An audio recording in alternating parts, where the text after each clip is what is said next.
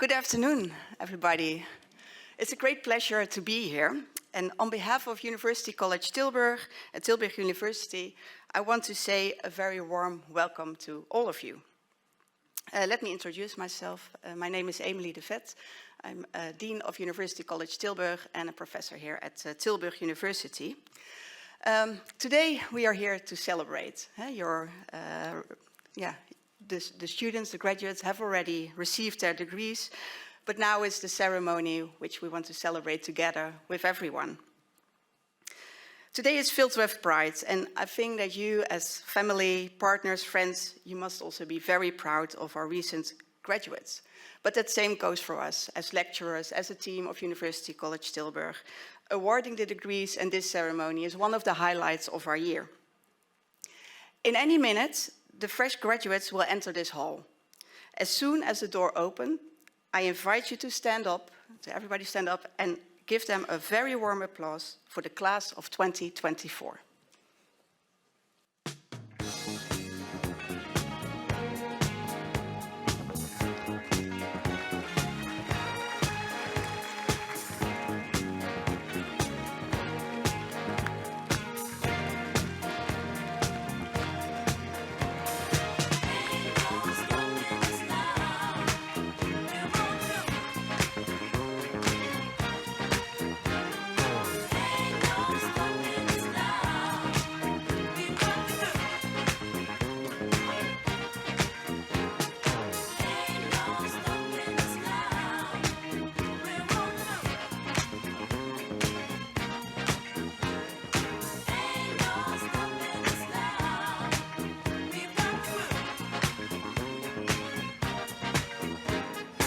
There's been so many things that's held us down, but now it looks like things are finally coming around. I know we've got a long, long way to go, and where we'll end up, I don't know. But we won't let nothing hold us back. We're putting our show together, we're polishing up our act. And if you've ever been held down before, I know you refuse to be held down anymore. Well, don't you let nothing stand in your way. I want y'all to listen to every word I say, every word I say. Well, fantastic. It's so great to see so many of you here. Happy faces with the degrees. And what is the traditional with how we celebrate the graduation at Liberal Arts and Sciences here at University College Tilburg is the Tassel tradition. You've now all received the degree, they have been conferred on you, you have signed them, which means that you are now officially an alumni, a University College graduate with a bachelor degree. And that's a fantastic achievement. It took you years of dedication. It shows a lot of perseverance to stand here with the degree. And to highlight this very special moment in your life, this transition also in your life from an undergraduate to a graduate, we will engage with a typical tradition, the Tassel tradition. The Tassel, with moving the tassel, it's going to signal and we're going to visually express that you have gone through this transition in your life. And we're going to move the tassel from the right side of the hat to the cap, to the left side. And ideally, we would do that all together at the same time. That's, of course, going to be a challenge, but I will count to 3. And once I'm at 3, you're going to shift it all at the same time from right to left. Are you ready? Okay. 1, 2, 3. Wow, congratulations. I would also like to take the moment to speak a few words first on behalf of the undergraduates. Graduates, on behalf of the students. Ooh, big mistake. First of all, I think that it's very wise to say a word of gratitude to parents, to grandparents, to partners, to friends. Anyone in your personal life who has supported you and encouraged you to pursue a liberal arts and sciences education here at our institute.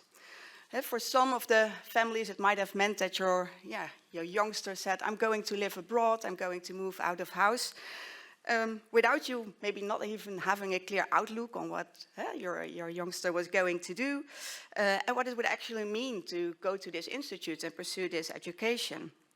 But still, they wouldn't have made it here without the support from you in the hallway. I also want to take a moment, as this occasion, it's not maybe only your personal support, but there's also a team here at Tilburg University that I want to put in the spotlight. Many of there, some are over there.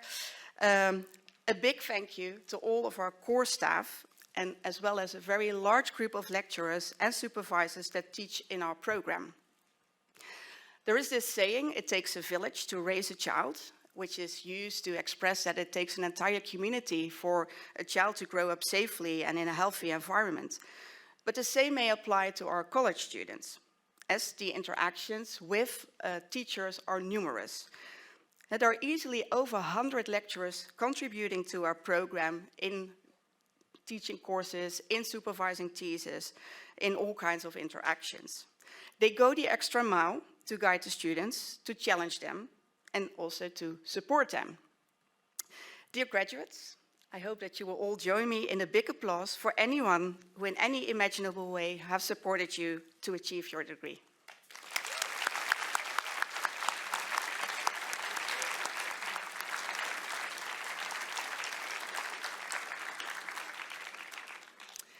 We will now continue with the awards, and it's my pleasure to introduce Dr. Tassel, who is Academic Director and Vice Dean of our University College.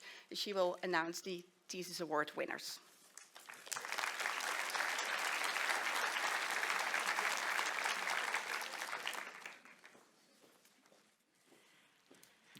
Good afternoon to you all.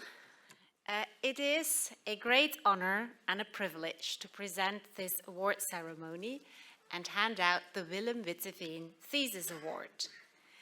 This award carries a special significance to our college, as it is named after its founding father, Professor Willem Witteveen. This summer, it has been 10 years since the downing of Malaysia Airlines flight MH17 over eastern Ukraine. This summer, it has been 10 years since our college was informed that Professor Willem Witteveen, his wife, and their daughter Marit Witteveen had been on board of that flight. They had been traveling to their summer holiday destination, and they were amongst the 298 victims of flight MH17.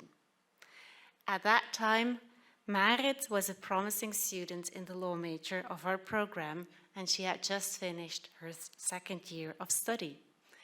And it is in order to commemorate our dear colleague and his family that we have named this Bachelor Thesis Award after him. A bachelor thesis is the crown jewel of an academic study. The tremendous steps that students take during their studies are evidenced most clearly in this particular piece of scholarly work. Writing a thesis is a challenging process. Students know that. You've all selected a topic, and we all know how tough and troubling it is for a liberal arts and sciences student to pick a topic and choose the topic you're most interested in. You've fine-tuned your research question, you've plowed through the literature, and you have worked hard to translate complex ideas and findings into a clear and a compelling text. In that process, you've been accompanied by a supervisor who not only guided you, supported you and thought along, but probably also made you process more comments than you ever thought possible. Writing a bachelor thesis not only requires intellectual rigor and curiosity, but also commitment and perseverance. And I would like to take this opportunity to congratulate you all with having accomplished and achieved this great task. Now, the Willem Witteveen Thesis Award aims to recognize and award the graduate who managed to complete this research project in the most outstanding manner. An outstanding bachelor thesis addresses a topic that is scientifically and socially relevant. It displays an excellent research methodology and discussion of literature. An excellent thesis demonstrates originality, intellectual creativity, and clarity of style. In selecting the graduates who wrote the most outstanding bachelor thesis, we've looked at the grades, as the grade is based on all of those above-mentioned criteria. This year, there are 2 graduates who stand out and received an exceptionally high grade for their thesis. The first awardee of this year's Thesis Award has examined the Palestinian refugee problem, which dates back to the Israeli-Arab War of 1948. In that war, hundreds of thousands of Palestinians fled or were expelled from their homes. In her bachelor thesis, the awardee has examined the right of return, which is a principle under international law, and which would guarantee Palestinian refugees a right of return to their home country, Israel. We learn from her thesis that also today, in the context of the current war, the right of return remains a profoundly contentious issue. While Palestinians view their right of return as a fundamental right and a necessary step towards justice and reconciliations, Israelis see it as a threat to the demographic balance and Jewish character of the State of Israel. This bachelor thesis stands out because it does not only research from a legal dogmatic perspective the right of return, but also argues how discriminatory laws and policies in Israel hinder Palestinian refugees to exercise that right of return.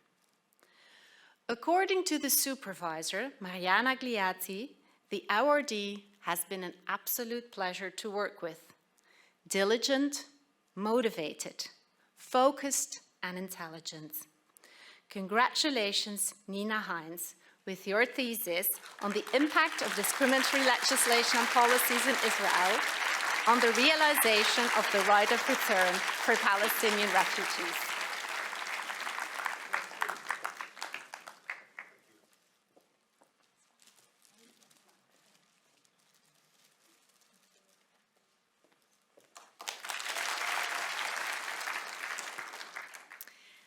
Our second awardee has written, according to her supervisor, a thrillingly experimental thesis.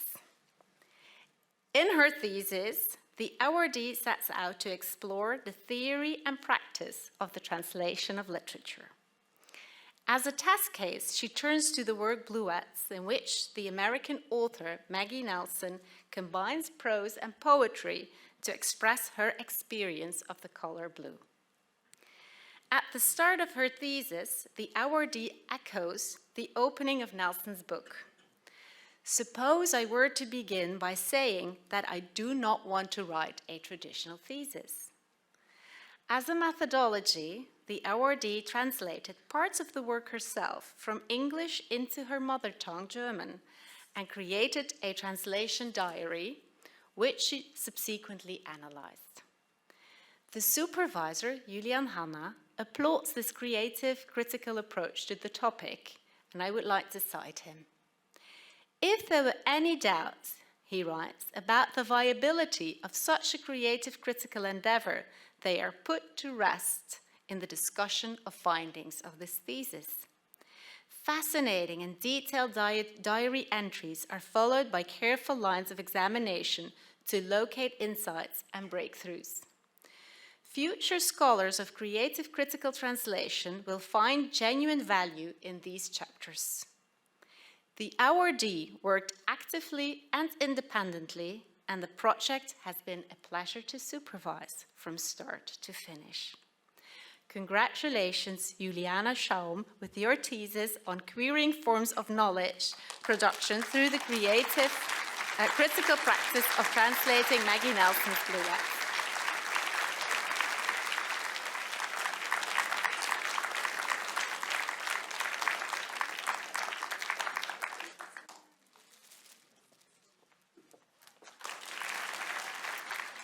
Now I would like to invite to the stage the valedictorians to deliver their valedictory speech. That is Sophie Breckner and Agatha della Santonione.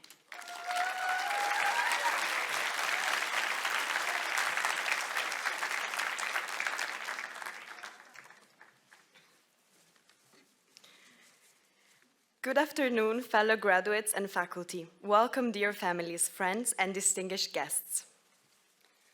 Agatha and I are honored to be speaking to you on this long-awaited occasion. Today marks the culmination of 3 or more years of hard work, late-night study sessions, and getting lost in labyrinth-like hallways of buildings like Copenhagen. But more than that, it marks the end of countless memories and adventures that have shaped our journey here at UCT. A dear friend once described our time here in 3 distinct seasons, and I have been passionately using this distinction ever since. As we look back on our first year, or like I call it, season 1, we all remember the excitement of arriving here.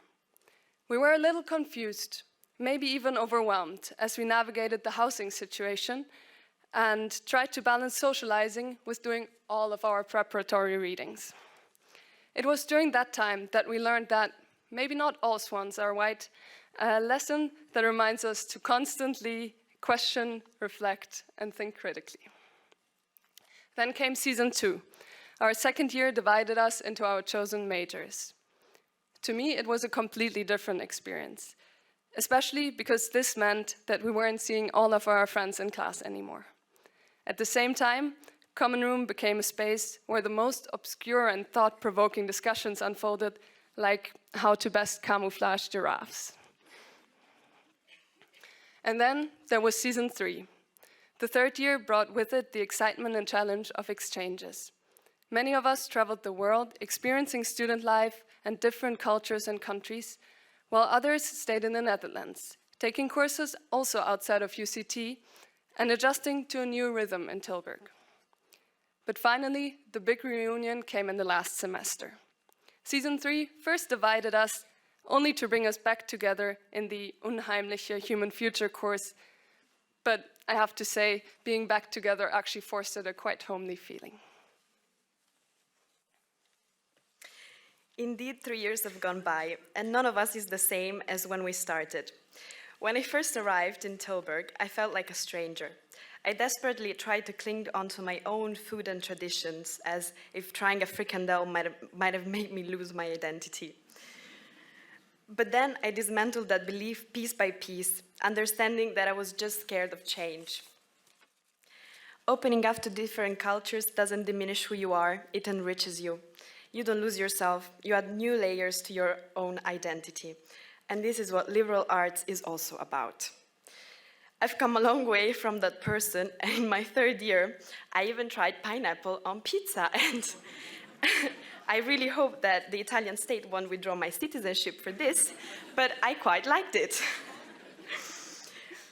We are grateful to Tilburg University and to the Netherlands for creating such a welcoming environment in which all of this was possible.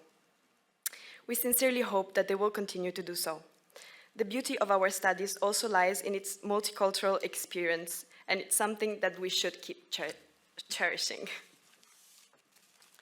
And while Tilburg certainly does have its beautiful spots, it is undoubtedly the people who make this place special. It's the mornings that we spend studying together in Dante, the afternoons by the lake, and the nights we danced till the early hours. It's the times we went on walks in the forest and had coffee breaks in the library, attended concerts, helped each other move, and simply shared our lives. It's the deep discussions and the friendships that we formed that have defined our time here. But we couldn't have made it this far alone. To the core staff of University College Tilburg, thank you for being so engaged and proactive in shaping our community and for supporting us in the best way possible.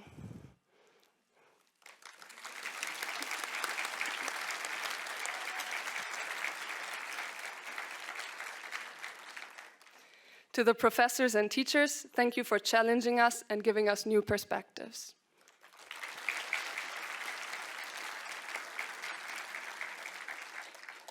A huge thank you also goes out to our parents and families who made it possible for us to be here today.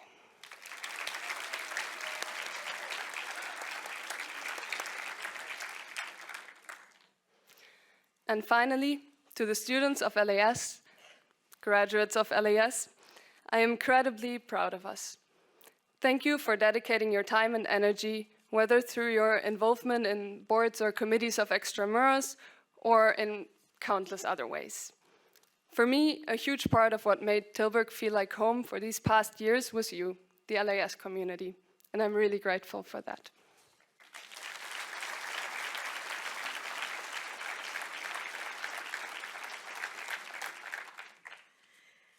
As Sophie and I reflected on our academic adventure, it became clear that the people we met along the way become our family away from home, despite our many differences.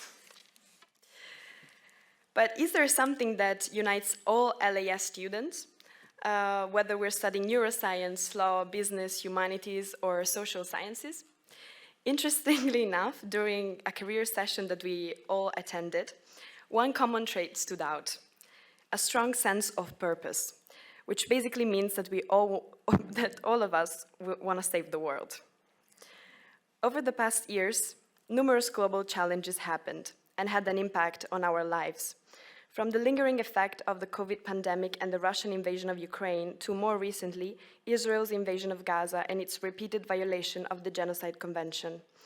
All of this has deeply impacted our students and staff, but has also brought out the activist spirit that moves our community.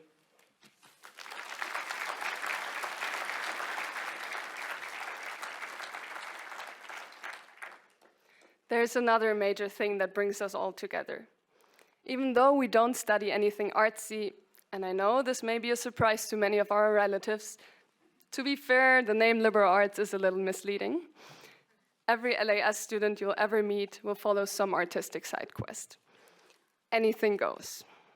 Some combinations are especially impressive, like neuroscientists/songwriters, lawyers with a passion for nail art, or humanities students who plays the harp.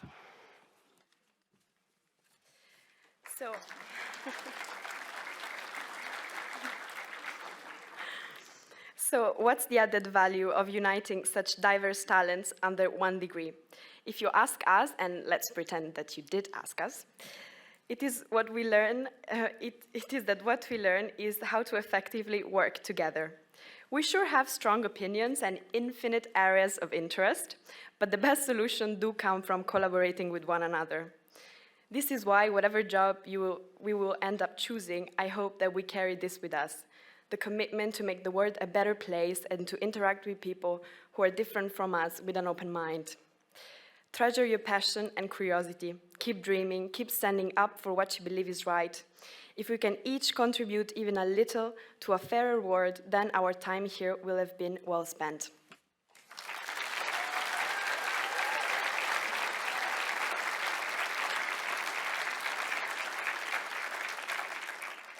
This being said, we are looking forward to future reunions wherever around the world they may be. And in the spirit of multiculturality, we want to wish you not only good luck and congratulations to you all, but also herzlichen Glückwunsch. Congratulazioni and Gefeliciteerd.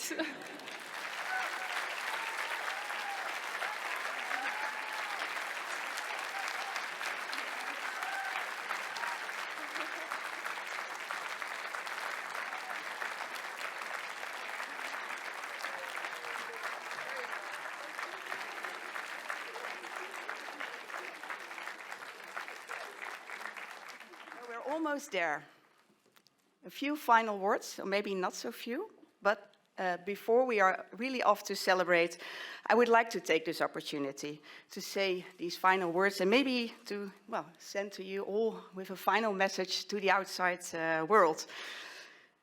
You are now alumni of liberal arts and sciences. This means that everywhere where you go, you will bring a little bit of University College Tilburg with you. You represent our university college across a range of futures. And many of you will pursue a master's program, a pre-master's program, other careers in Tilburg, somewhere else in the Netherlands, and also abroad. Many students, they enter a liberal arts and sciences program because they find a lot of topics of interest. Also, the valedictorians already referred to it. I hear students often being very critical on themselves. Say, oh, I don't know what to choose, I'm an indecisive person. Or maybe even people around them joking on open days, oh, you choose liberal arts and sciences if you're the kind of person who doesn't know what to study. This implies that having a lot of interests, that you want to have a broad outlook on the world, that is a shortcoming, that's a limitation. And I want to plea for the exact opposite. I'm convinced that having different interests and a willingness to pursue a broad outlook on the world is absolutely a quality. It's a very valuable asset that should be cherished.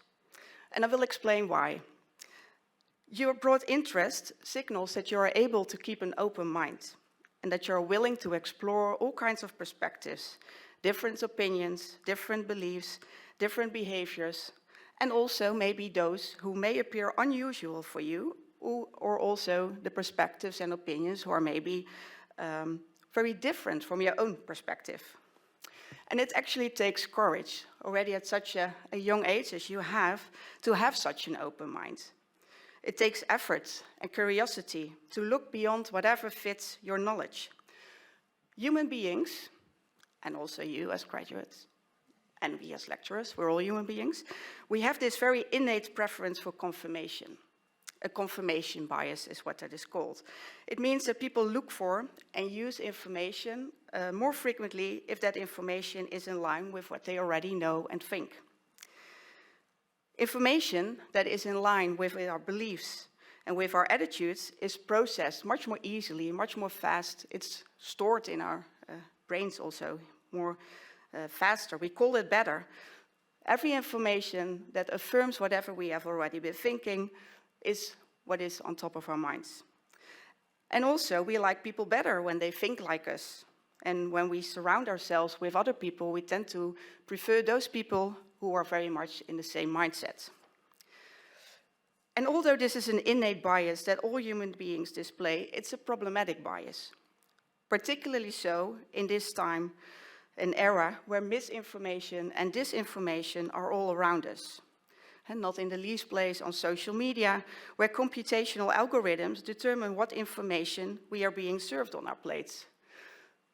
In line with this confirmation bias, whatever is served is usually more of the same and what we were already thinking. What is an opinion and what is a fact has become fluid, and false information is spread to deliberately intend to mislead people.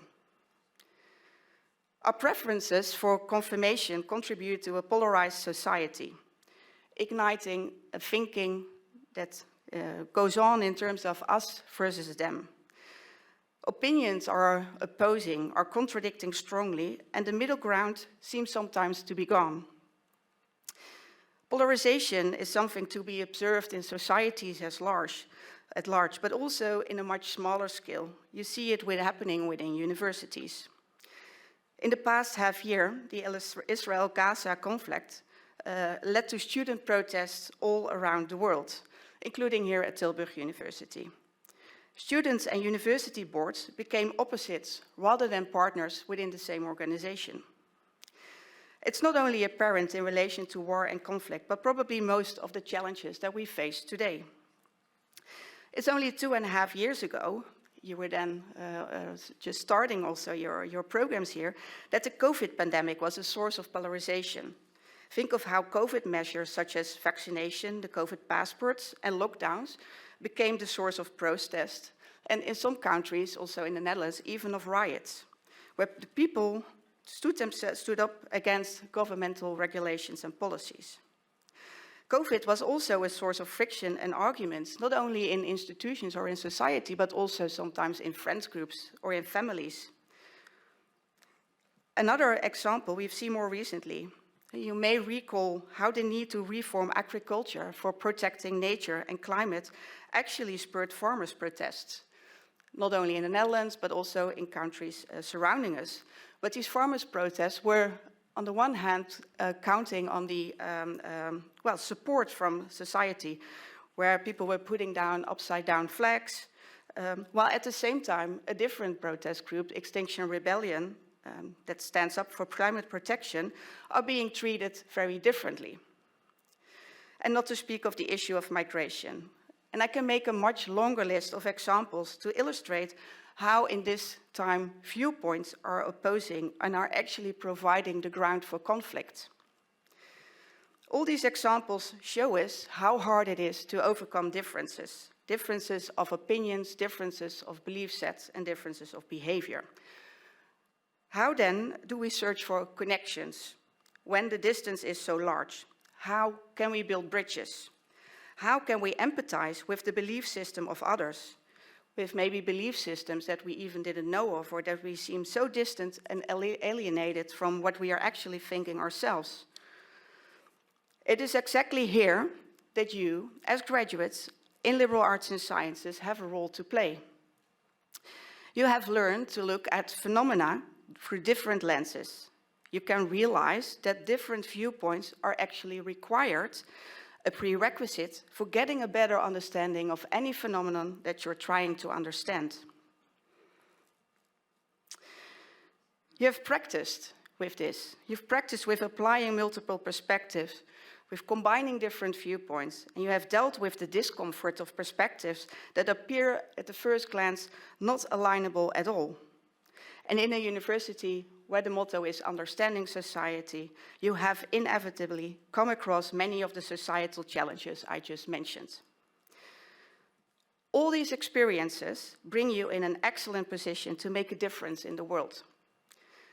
I want to make an appeal to you, as you have the opportunity to be a next generation change agent, a person who is able to connect different voices and to build bridges between what at first glance may not be buildable.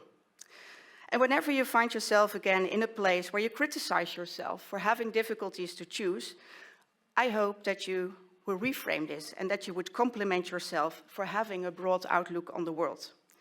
I hope that at those moments you will think back also of your liberal arts education here. The valedictorians also refer to it. Liberal arts, it stands for Artis Liberalis, a curriculum that was designed in the classical era. Already in ancient times, the liberal referred to a free mind. And liberal arts referred to the education to become a free thinker. You have been shown to be able to choose. As a couple of years ago, and this is the result, you have chosen to grant yourself a liberal, free mind. A big gift, and I think that's the gift that we can also celebrate today. Congratulations to all of you. And with those words, I want to close off this ceremony. And as a special surprise to the students and also the guests, I want to announce our special LAS band performance. We're doing a sound check before we actually start, but I can already tell you, Jamie, here's your golden scarf. We all need something gold, so Jamie needs his golden scarf. I can already tell you who is in the Liberal Arts and Sciences band. The band is not always comprised of the same people, but today it is David Janssens. The students all know him as your philosophy teacher. Yes. And Jamie, our third-year student, fourth-year student? In between, right? Yeah, you were third year, now you're fourth-year student. And me, myself, my name is Ellen Drezens for the people that don't know me yet. And we have prepared two songs for you. One, the first song is about how sad we are that you are leaving, our graduates, and how I think many of your people that maybe see you go off into the wild world worry a little bit about that, because the wild world is not always something good. And what the second song is, I will tell you after the first song. We chose ancient songs, as in not very contemporary songs, because I'm sitting with two humanities scholars. They focus on the ancient. Another reason is that if you want to, especially for the second song, you can sing along, clap along, so that we go off to the drinks in a festive mood. That's at least what we hope to achieve. But first, the sad song, how bad it is that you're leaving, and all of that.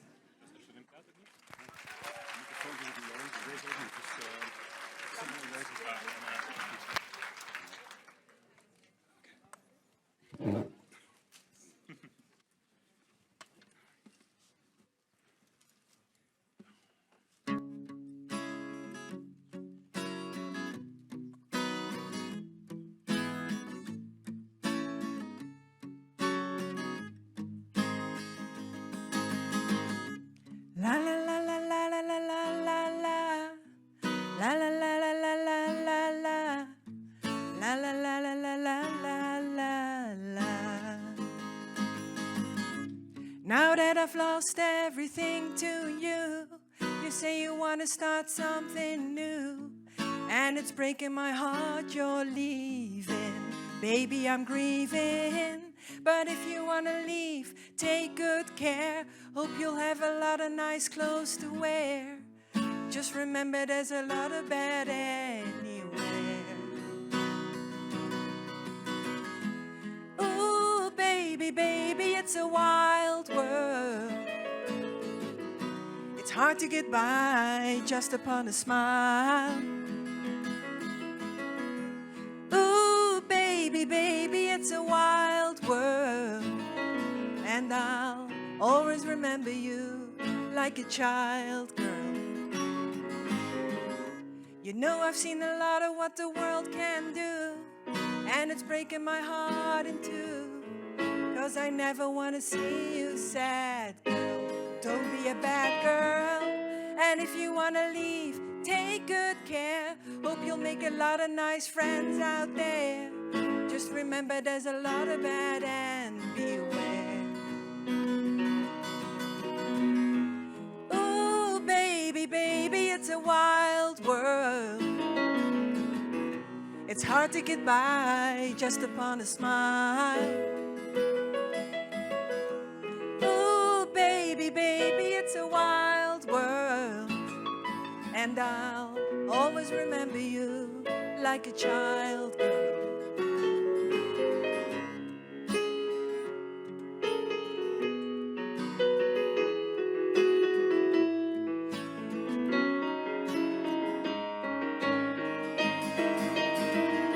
But if you want to leave, take good care. Hope you'll make a lot of nice friends out there.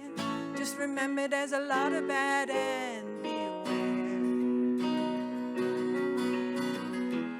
Ooh, baby, baby, it's a wild world. It's hard to get by just upon a smile. Ooh, baby, baby, it's a wild world. And I'll always remember you like a child girl.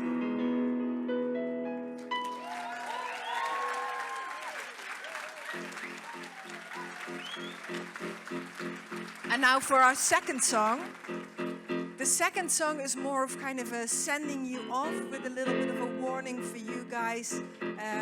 Do you recognize the song already? You know what's coming? So then clap along. Yes? Okay, there we go. Tumble out of bed and I stumble to the kitchen. Pour myself a cup of ambition and yawn and stretch and try to come to life. Jump in the shower and the blood starts pumping. Out on the street the traffic starts jumping with folks like me on the job from 9 to 5. Working 9 to 5. What a way to make a living. Barely getting by. It's all taken and no giving. They just use your mind and they never give you credit. It's enough to drive you crazy if you let it. 9 to 5 for service and devotion. You would think that I would deserve a bad promotion. Want to move ahead, but the boss won't seem to let me. I swear sometimes that man is out to get me.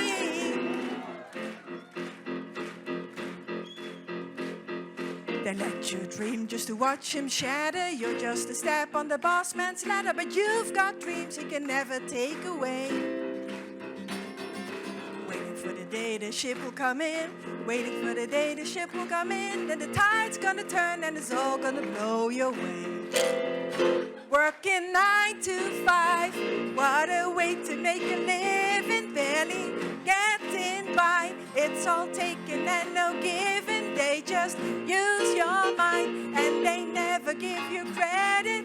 It's enough to drive you crazy if you let it. 9 to 5, for service and devotion, you would think that I would deserve a fat promotion. Want to move ahead, but the boss won't seem to let it. I swear sometimes that man is out to get me. 9 to 5, for service and devotion, you would think that I would deserve a fat promotion. Want to move ahead, but the boss won't seem to let me. I swear sometimes that man is out to get me. 9 to 5, what a way to make a living, barely getting by. It's all taken and no given, they just use your mind and they never give